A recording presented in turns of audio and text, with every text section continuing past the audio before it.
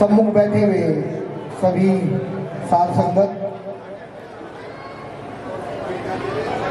सबसे पहले पूरी देश और दुनिया में जो 24 फरवरी है उसकी जयंती सतगुरु रविदास महाराज जी की मनाई जा रही है।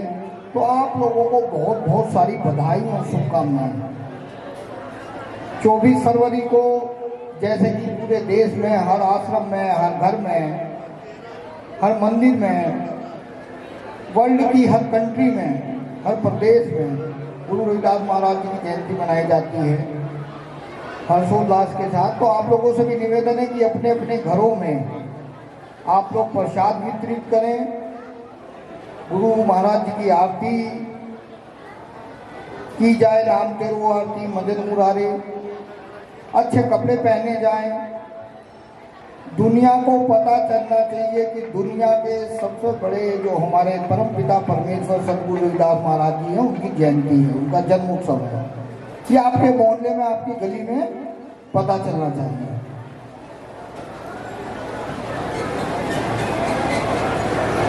चौदह 1333 माघ सुदी 15 दुखियों के कल्याण हिते प्रकटे गुरु रविदास।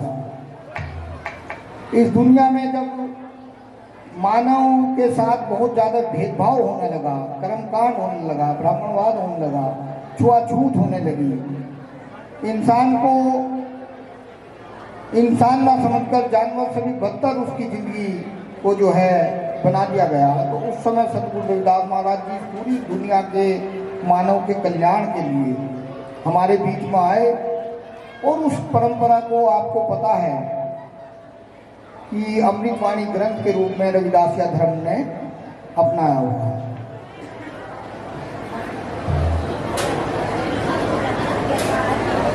1528 ईस्वी में सतगुरु रविदास महाराज जी ज्योति ज्योत समाये यानी ब्रह्मलीन हुए, यानी 151 साल तक वो ऑथेंटिक जो है शरीर में रहे। वो आज भी हमारे बीच में है, क्योंकि परमात्मा अजर अमर होते हैं। एक शब्द भी है गुरु ग्रंथ साहिब में, गुरु अर्जुन देव जी जो 5वें पातशाह हुए हैं उनका, कि रविदास ठाकुर बनाई, रविदास ठाकुर बनाई, ऊंच ते ऊंच नाम देव समदर्शी, रविदास ठाकुर बनाई। ठाकुर गुरुमुखी भाषा में परमात्मा को कहा जाता है। कौन समझा रहे हैं?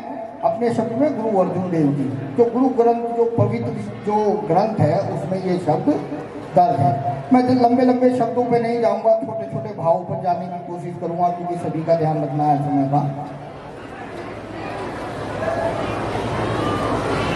1398 ईस्वी संत कबीर जी हमारे बीच में आए और उन्होंने भी इस मानव कल्याण के लिए उसी निर्गुण निराकार कर्मकांड रहित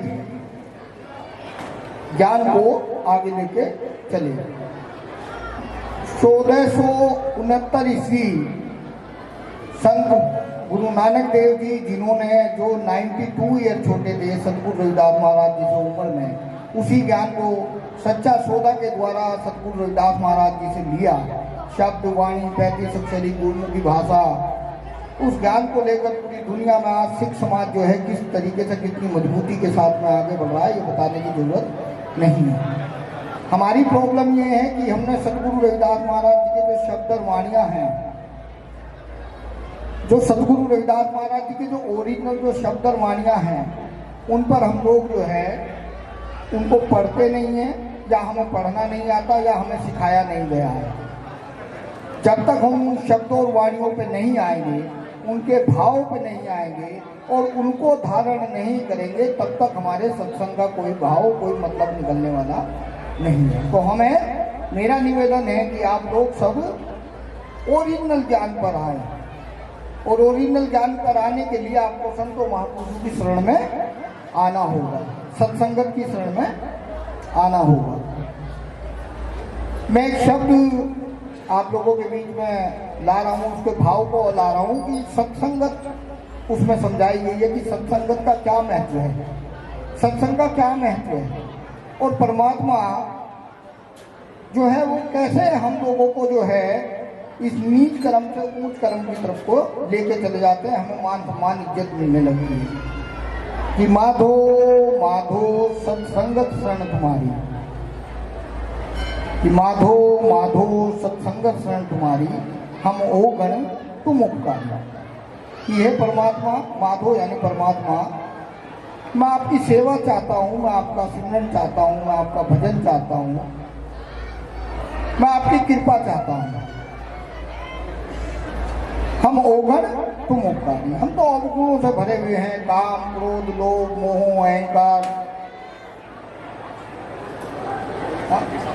हाँ भक्ति, तो अपनी कृपा बख्शो। और हमको ओगण आनी है, यानी हमें तो विकार है, तो आप कृपा हम पे अपनी बख्श दो। तो अगर आपकी कृपा होगी तो हम भी जो है आपकी सेवा को, जैसे कि आप लोग संतों को महत्व दे रहे हैं, इसी तरीके से हमें भी वो गुण पैदा हो जाएंगे। तुम चंदन हम हिरण बापरे, संग तुम्हारे बासा, नीच रूप ते ऊंच भय हैं, गंध सुगंध निवासा। कि तुम चंदन है परमात्मा, एग्जाम्पल दे रहे परमात्मा के कि तुम चंदन के समान हो। तुम्हारे जो गुण हैं, जैसे चंदन में से खुशबू आती है, इसी तरीके से आप हो।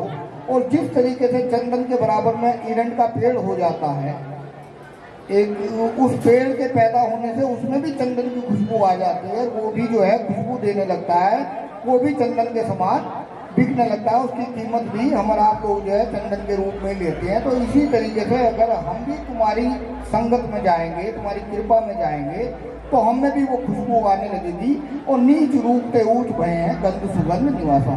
और तुम्हारी जो सुगंध है वो हमें भी आने लगेगी और हमें भी सत्कार मिलने लगेगा। तुम मकतूल सफेद सफियल, हम बकरे जसकीरा, सत्संगत मिल रही है माधो जैसे मधु मखीरा। कि ये परमात्मा तुम बिल्कुल बेदाग हो, सफेद बेदाग हो, और हम कीड़े के समान हैं, जैसे कि रेशम के अंदर कीड़ा होता है।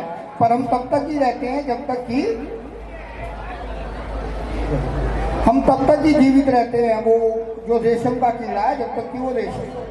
हाँ हाँ, तो मैं शॉर्ट में ही अपनी बात को करने की कोशिश करूंगा, शब्द को पूरा करने की कोशिश करूंगा।